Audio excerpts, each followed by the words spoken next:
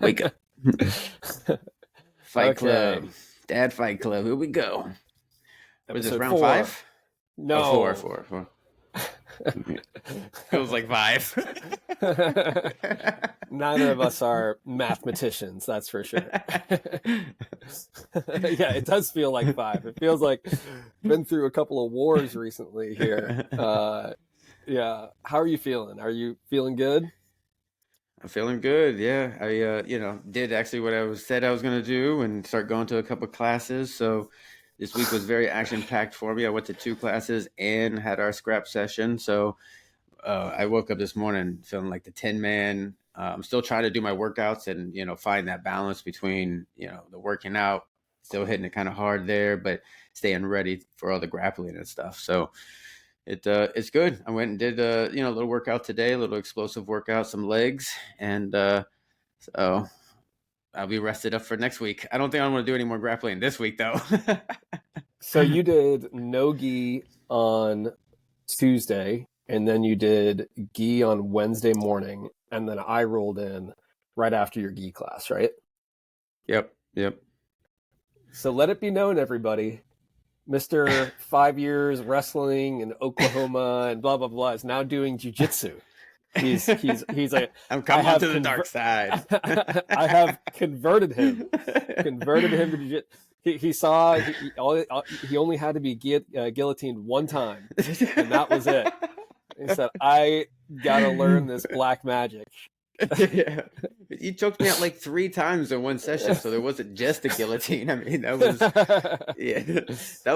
kind of icing on the cake, just because I was like, oh yeah, look, check out that shot, and then it was, but yeah, and then those phantom sweeps that you're trying to figure out where did that come from, and you're on your back. Yeah, although that didn't happen at all this last round, today.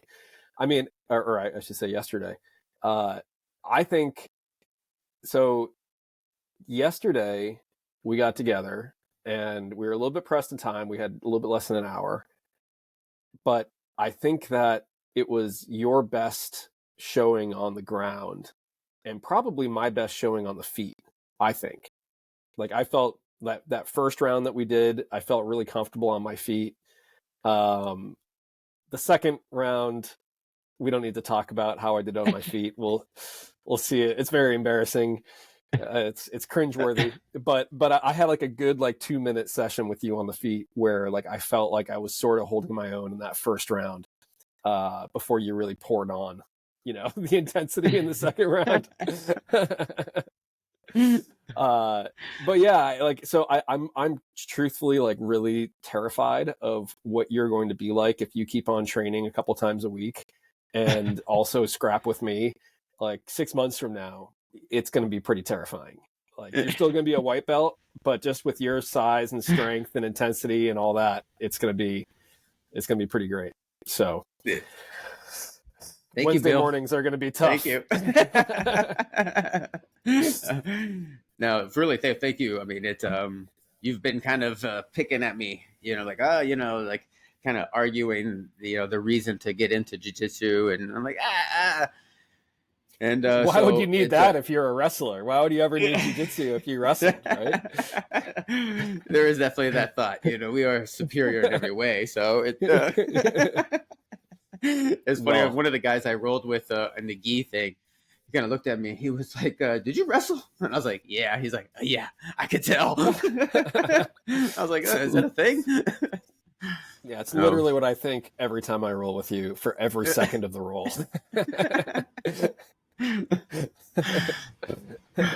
Yeah, no, it's pretty ugly, but I'm glad to have you coming over to the fun side here. I think it's more sustainable. I think that as you learn a few tricks, it'll be, I'm going to be very intrigued as to how it goes, because part of what makes you so difficult to deal with is that you don't react like a normal jiu-jitsu player. And I wonder if that's going to change at all as you start doing more jiu-jitsu, especially with people that are a lot better, and you start trying to pass my guard as opposed to just smashing me from inside my guard for 3 minutes at a time, Yeah. That's going to make it a more conventional response, and it's going to open things up for me. but then at the same time, you know, your passing is already so good just because of just climbing, kind of going north on, you know, as you're going around me. So I wonder how much of that is going to go one way or the other. But I made it out pretty much injury free. I dinged up my toe pretty badly in the second round. And I know exactly when it happened. It was right after I sort of face planted on your fake shot. Like I sprawled and you kind of did this uh, like bullfighter move where you like danced out of the way and I just like flopped down and then you rotated around me and you just fell on me and I had my foot in the way and your knee went right into my toe and I felt it right in the moment. I was like, this is going to hurt. And I've been limping around ever since then. But you know, I'll be all right. There's nothing broken, but the toes are tough. I've had a few different toe injuries. Probably my most injured appendage from jiu-jitsu is my toe. Big toes, only big toes.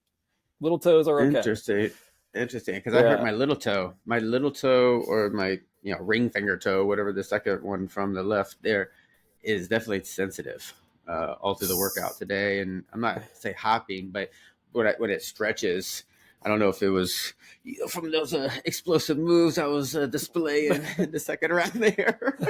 it's like whoa, slow down, buddy. Hey, some say explosive, some say spazzy. Yeah. Tomato. Who's to decide? Who's to decide? I was like, be fast. Yeah, that's what it looked like to me for sure. All right, let's get into the rolls. Let's see what we got going here.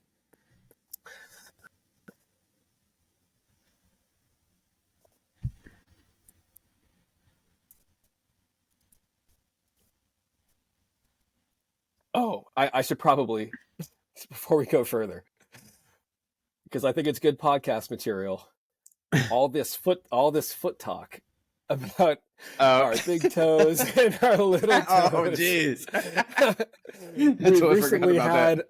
We've recently had our first business inquiries to the podcast.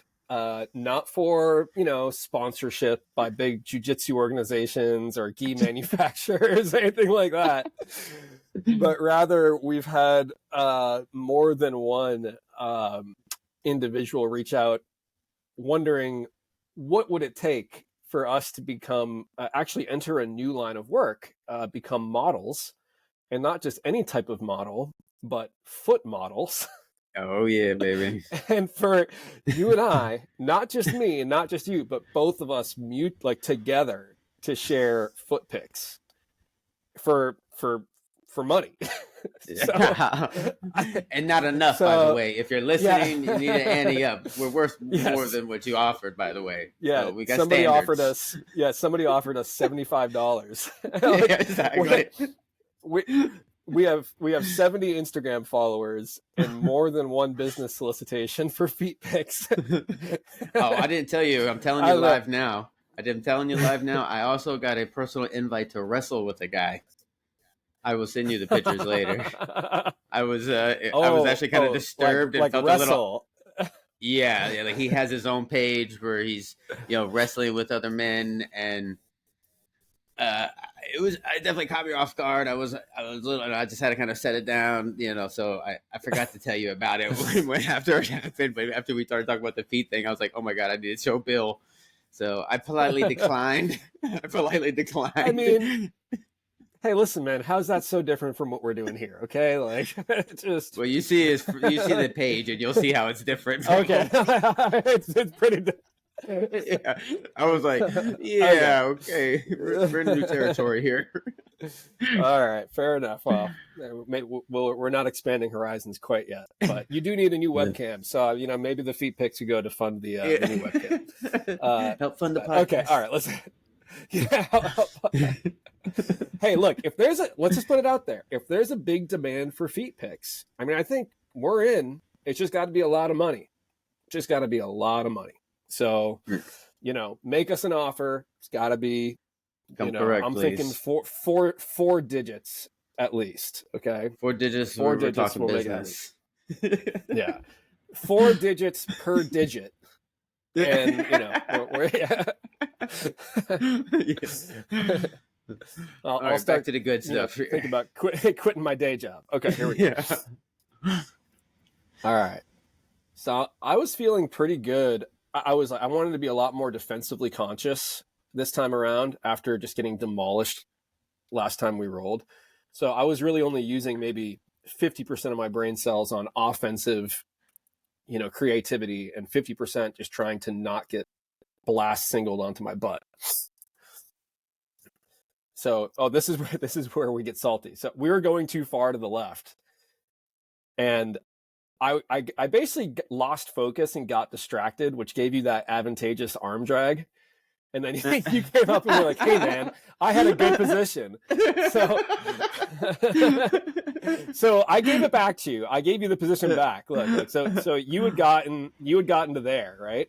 You got into the arm drag position. Oh, you were totally I stopped done you because I was like, "Yeah, oh yeah, no, you were about to take. I'm sure you were about to a little shove." And I'm like, "All right, fine, take my arm again. It's okay. I wasn't trying to cheat. I had just gotten distracted.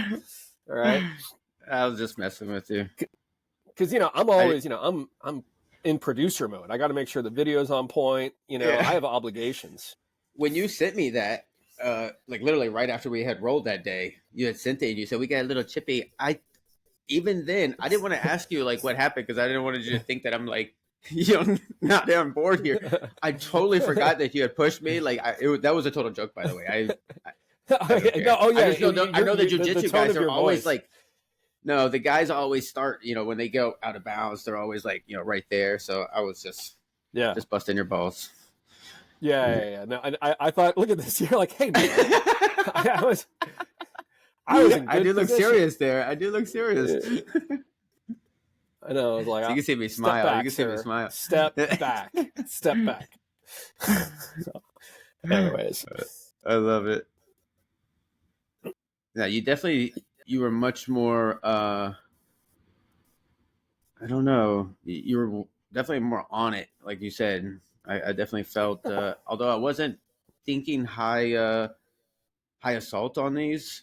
I was kind of just going with the flow, and I was telling myself, try not to use my grip so much because my wrist hurt so bad from last week.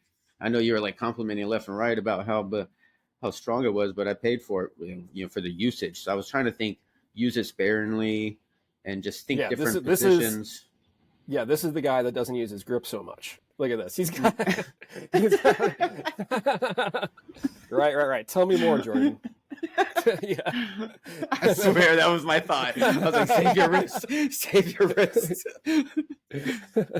And they were still sore. Cool. But the gi classes, just for anybody who doesn't know, if you go to gi classes, man, your forearms are going to be smoked. Because the first time I went to your class, the next day my forearms hurt so bad because I was like death gripping on everything. Yeah. You'll learn to let go of grips and not rely so much on grips. I mean, the grips are important, but you can be over reliant when you don't understand what's going on. Grips are safety, so you tend to hold on longer than you should. But so I mean, this was an okay looking shot that I got my leg out of the way on. So I'm like feeling, look at that, quick like cat. At this point, I'm like, this guy can't take me down. He tried. So what I'm actually thinking here is like, I've been watching some Instagram videos and I'm thinking, I think I'm capable of doing like an ankle sweep or ankle pick where you like sweep around really fast from like I've seen guys in the collar tie just like whoosh really fast. I can like see it in my mind. So when I did like a little test run there, I was like, yeah, you're not moving so fast, buddy. You're not quite as fast as you think you are. Yeah, exactly. Yeah. So there's me again trying to pick up the speed a little bit. Like I'm like testing it. Like all right. You're just flashing me. Yeah. One of the things that I did start in court. Mister, I don't use my grips. Jeez. Yeah. 100%. So right there. So I grabbed the underhook here. So this is something that I, if we go back and we look at the rolling footage from last week, I'm not doing any underhook stuff.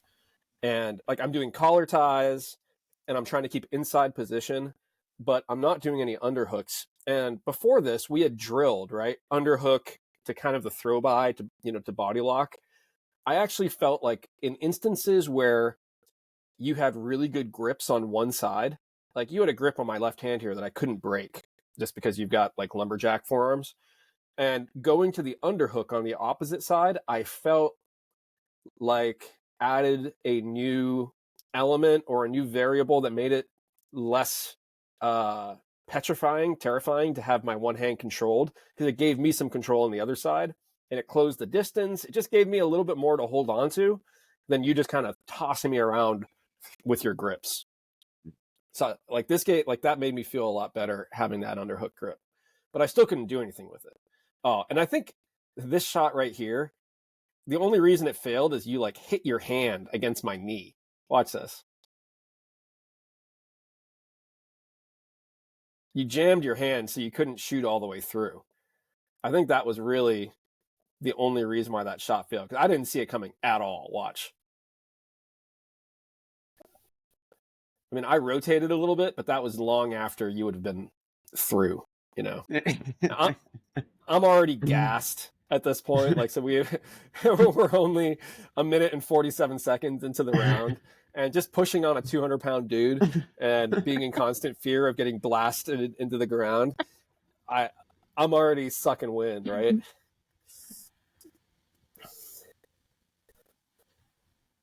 I get the underhook again here, and I feel like that really, yeah. So you're gonna try to grab my knee here, but I keep the underhook because I feel strong with it. You know, even if you go for that leg, I see you grab this, and instead of immediately posturing my leg back or getting my leg out of the way, I let you keep it because I didn't feel like I was in danger. I let you keep it, and then I was like, I'm actually going to come in closer and try to off balance you. And then I realized that you're way stronger than me and bigger and everything like that. And a little do-si-do. And then this is where I get ambitious, I think. I'm like, okay, we got to get this to the ground. I'm done standing up with this jabroni. Pull guard. And I'm like, oh geez. All right, like you're now completely you're completely unthreatened by my two shots. You know, and then I immediately pull guard. Watch, I try to go for an outside single. 0% chance of that working. You just rotate. I go for the inside single. You just sprawl, and I'm like, okay, enough is enough. I've done 2 minutes and 32 seconds of stand up, which is way more than any BJJ player should ever do. Let's get onto my butt ASAP. And all I'm thinking is, like, okay, Jordan, you just been drilling this for 2 days. Here's your time to try to put some of the stuff that you've actually drilled. I'm actually like, come on, this is what you were just drilling. Well, look at the look at your face. Look at the look at your face. That's me smiling, thinking like, I'm like, okay, hand here, hand here. And I'm like, oh my God, he's already into my knee shield. Okay, now I would just like to point out for everybody out there, okay, I'm a 2-stripe white belt. There is such a thing as a choi bar, okay? This is the setup for a choi bar, all right? I've got my knee shield in. I've got my left elbow pinned against my left knee, which is my knee shield. And I just don't know what happens from here. Okay, now remember, he's 200 pounds of bowling ball and just muscle. A lot of fury. And I'm not. And he just presses his way through my elbow frame. He presses his way in between my knee shield and my elbow frame. So, I mean, what I'm trying to do here, Jordan, is I'm trying to get my left knee up into your neck area, into your face, and then over around your head. And I'll end up inverting and then putting my left leg actually like way over on the left side of your body, like nearest to the screen. And I can go for an arm bar from that particular position. And this is something that I've been drilling in class, you know, blah blah blah blah. So when we got to the knee shield position, I was like, okay, I know exactly what to do from here. Here we go. So again, I've got the shoulder crunch on the bottom side. I've got my left knee up, framing into you, and this is the exact position that I should be in. And then I just remember being totally flabbergasted as you just keep pressuring and pressuring and pressuring and pressuring, and there goes my knee shield, and you're through. And I was just like, for the love of God, what did I do wrong here that allowed you to just pressure through this? You know, I was doing the calculus in my head, and you're just, I mean, you don't have an underhook, you don't have anything, you just pressure. And yeah, and at this point, we're in half guard, and we just go to Smash City. Yeah, I was a little deflated right at this moment because I was in such a good position. I let you get the underhook on this side, which is a big no-no. I think I try to sweep you, but I do a terrible job. Yeah, so I should be getting the underhook here, and I think I don't. I'm probably trying to. Yeah. So if I had the underhook there, if I had the underhook on the near side, so my left hand, if it was under yours right here, under your arm totally with an would have flipped underhook, me. Yeah. then and I have used this sweep against you in previous rounds that we have on video. So twice probably actually. But in this case, you end up just letting me roll through and basically taking my back, which, look at this, everybody, a wrestler taking somebody's back. Now, fortunately, you have no idea what to do from here.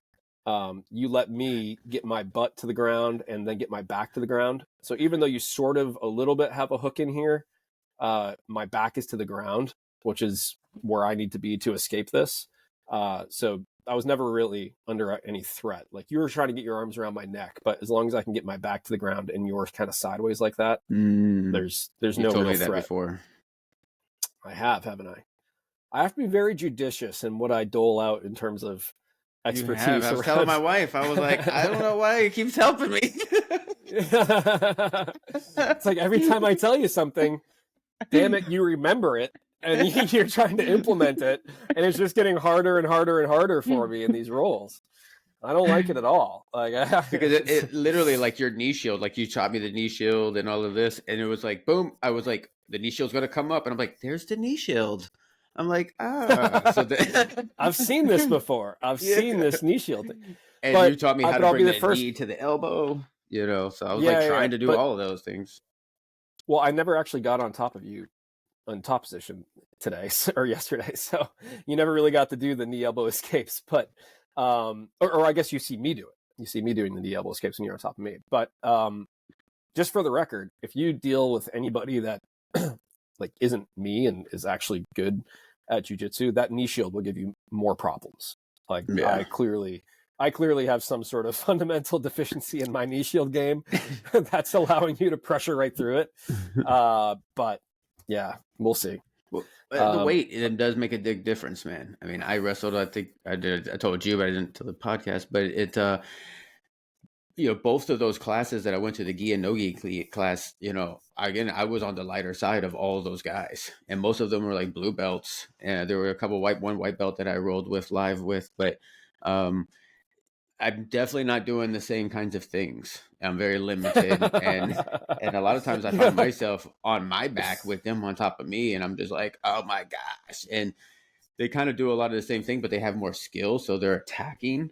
So I'm just exerting a great deal of just energy and strength, just trying to like keep up with them. So it was a humbling experience to be like, I know this is what Bill's going through, and just by the weight alone, you know what I'm saying? The weight alone is limiting you to do, I think, of doing a lot of things. So for the record. Oh yeah, no, I mean, look, I mean, I roll with all different shapes and sizes of people. I'm very familiar with what element weight brings into this, and like I told you, I mean, so I'm 170 right now. I'm giving up 25 to 30 pounds with you.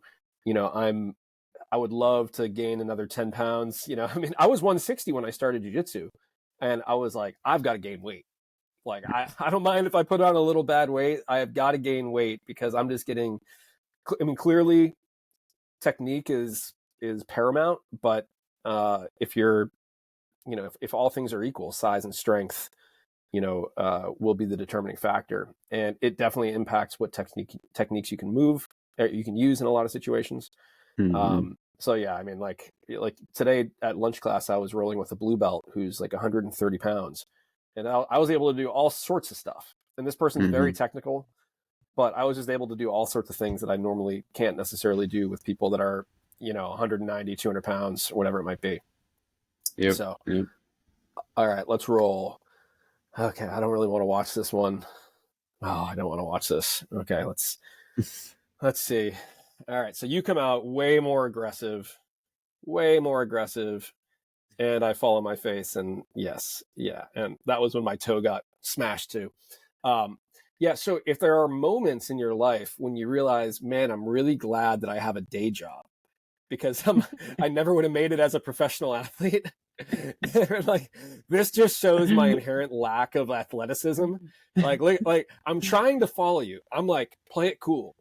He's coming out super hot. Like, I just gotta like stay composed, like stay in myself, don't get frazzled, whatever. And you just pull this little Toro move, like a bullfighting move, and I just fall on my face. Like, I mean, thank God, I'm not trying to be a professional athlete or something like that. This doesn't happen to high level athletes. It just doesn't. So, one more time. Oh God. Yeah. Oh, and then you just maul me. Look at this. After I fall on my face, you just jump on me and maul me. Yeah. Yeah. And I'm like, oh good, closed guard with a 200-pound savage that's just trying to kill me. So my biggest takeaway from this session right here was there are times that I just need to send it to. So there are a bunch of openings that I have for arm bars where I should have just sent it. And you know what? If you pass my guard, you pass my guard. I should have just gone for it. There are times that I'm able to successfully get your arm across my body, which is, kind of the key opening for arm bars, back takes, a bunch of different things. And I just don't do it because I'm like, you're physically dominating me so much, and I can just feel the difference in strength that I'm scared to open my guard almost, which I think is a pretty natural reaction. Oh gosh, look at this. You give me the triangle. I mean, this is being handed a triangle choke on a silver platter. And please, sir, can you triangle me? What this position is right here is, please, sir, I would like to be triangled. I felt it coming. I was like, what did I just do? I was trying to do this thing we were working in class. You made a whoopsie. You were trying to do a double underpass. And what did I tell you prior when we were drilling the double underpass earlier on this day was, you can't have one arm in and one arm out because you will get triangled. And what do? You put one arm in, and then it takes me a second. I'm sitting here going, wait, is this really happening? And then I immediately go over to the pre-triangle right here, and I have this locked up.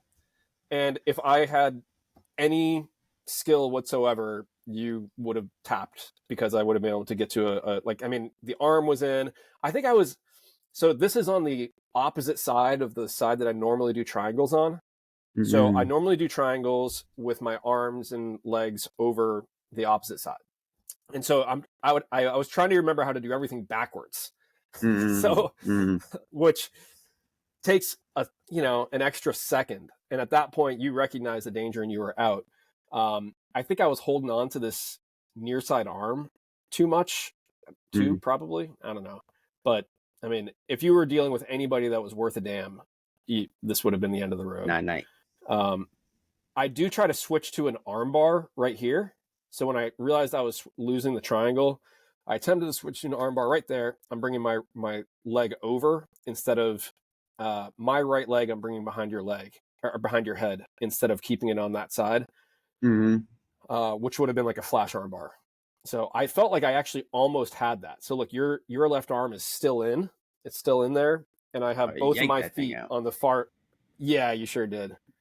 and immediately back to smother Pat. Like, yeah, God. It's like I can't just have getting that. Savaged. Yeah. See, that was the knee shield that I was like, oh, there it is. Okay, I gotta block that. Well, yeah, that's not a knee shield. That's just me trying to regain guard. That's the knee elbow. That's a hip escape, Oh, knee elbow escape. Yeah. well, I thought I was gonna block it, and then I was thinking, okay, he told you to sit up, so I was like trying to do the things that you were telling me to do, like how I usually sprawl out. I Yeah, usually have my legs but you out. see this. Yeah, but you see this knee right. Your left knee is on the Yeah, wrong side of my knee. So what yeah, yeah, yeah. yeah. It needs You to be should over have. there. Your left knee needs to be on my hip, Yeah, on my left hip, not behind my knee there. So yeah, God, I'm so bad. Right, and I was like, oh god, I'm I'm so tired bad here at too. jiu-jitsu. God. Yeah, so this was really frustrating to me. Like, I'm going to go to my coach and ask him what to do here because I desperately want to play something called De La Hiva Guard. I've gotten okay at it recently as far as white belts go, and you're doing such a good job controlling my knees and keeping distance with your hands. Like, I need to get into your legs. I need to hook my legs around your legs, and you just stay really far away and like basically just harass me. Like, you're really far away and you just sort of bully me around. Like, I need to figure out how to get my legs closer to you. Every time I try to get my legs closer to you, you're like pushing me away, like by the hips. Like, I really just need to somehow swing in. I try right there. I almost get in. This is very exhausting to me. I'm like, okay, two on one. I'm still trying to get my legs, get a hook in. And by the way, this is just another example. Like with normal BJJ players, I'm always in De La Hiva guard. I'm always there because they close the distance with their feet. They step in to try to do knee cut passes or try to do other types of passes. Uh, so it's very different in this case grappling with you because you just have a different mindset. You're trying to go about something in a very different way than I think is. I mean, there are people that do outside passes like this, but I've never had a problem grabbing a hand. You post your foot on somebody's hip, and then you swing in to De La Hiva. Like we practice this. Like we Hmm, practice hmm. entering De La Hiva guard. And for the life of me, I just cannot do it on you. Look at me, I'm butt scooting. Oh, I try to lure you into the guillotine here. I was like, take the leg. And you do, and I just totally, like in the heat of the moment, I just totally whiff on the guillotine. I'm like, oh, okay, yeah, that's happened a lot faster than I thought it was going to. But look how you just couldn't resist it though. You just couldn't resist it. Oh, I was like, come in and take the leg. Come in and take it. There's a guillotine waiting for you on the other side. You just couldn't resist it, and then I just couldn't. I don't know. I just did a terrible job. And then I kind of get to a butterfly half guard, but I'm a little demoralized. Things are not going well for me. You're just smashing. Pressure. Pressure. Pressure. I'm back to like I should be able to sweep you from this position, but I just didn't have it in me that day.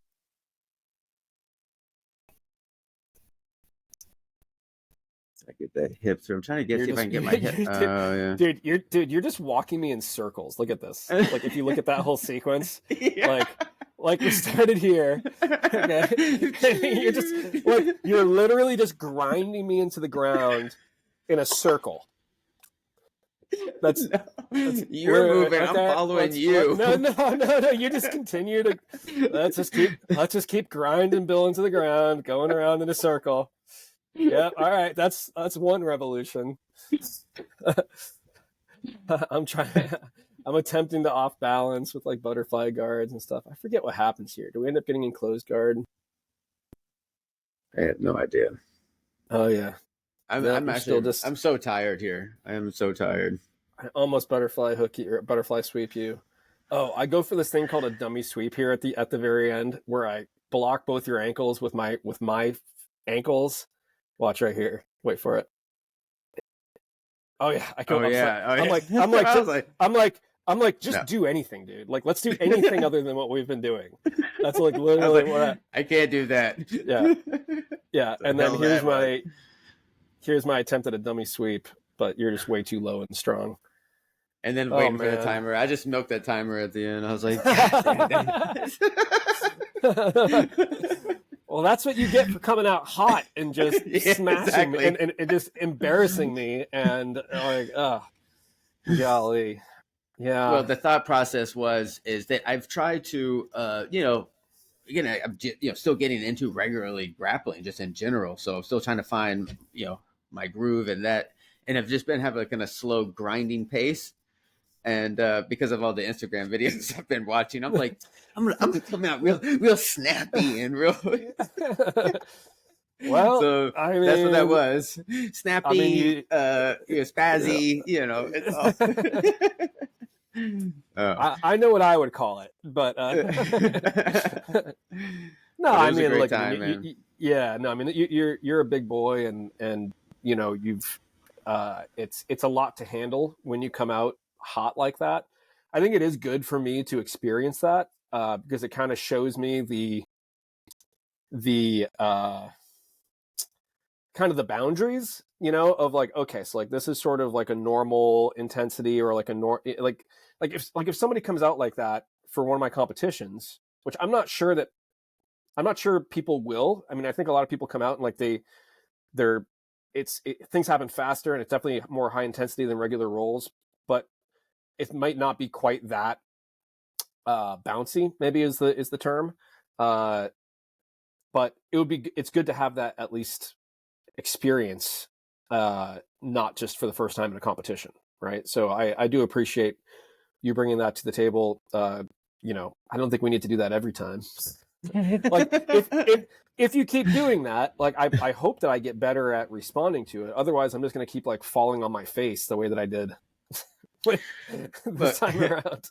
Which, it's a oh man, not a good you had look. brought up earlier about like how where I'm going to be and how it's going to evolve, because what's so unique is that me not responding in the regular kind of way. I was actually thinking about um, you had made that comment when we were actually wrestling one time or grappling one time, and so I got to thinking, it's like, oh well, if I'm committing myself, I'm also committing to drilling these moves and learning the responses, but I have to take the advantage of me not responding. So I think to myself, Mm-hmm. like, okay, what is the mindset that I have to take when going into like a match per se? And I think it has to be 100% like attack angle, like offensive. Mm-hmm. So for me to like not be on the defensive, because on the defensive, I'm generally trying to just like the smash that you've got from the first couple of ones have been totally defensive because I don't know what to do. So I don't know. I don't know. That's it's not a I, formulated full thought, it, but it's been yeah, percolating. it also cuts both ways. Like you not responding the way that normal jiu-jitsu practitioners do both helps you and hurts you. Like it frustrates the crap out of me when I'm trying to do like specific things to you, like the De La Hiva guard, into a bunch of sweeps that I know that I think I could actually like really pull off on you. But so like that's super frustrating and it throws me off my game when I'm playing guard. Okay. On the flip side, like when you're on top, like I'm able to leverage butterfly hooks in ways that I wouldn't be able to do because you're just not super savvy to them. And similarly, if I get on top of you, you're responding in ways that let me take your back and other things. So it's definitely kind of hits both ways.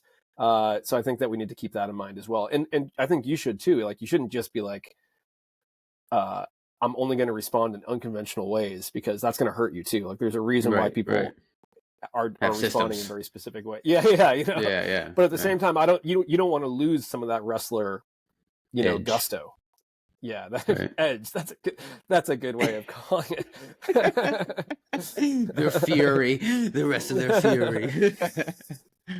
Whatever Nice. it is, whatever it is. But yeah, so I just want you to know, I'm calling my shot right now.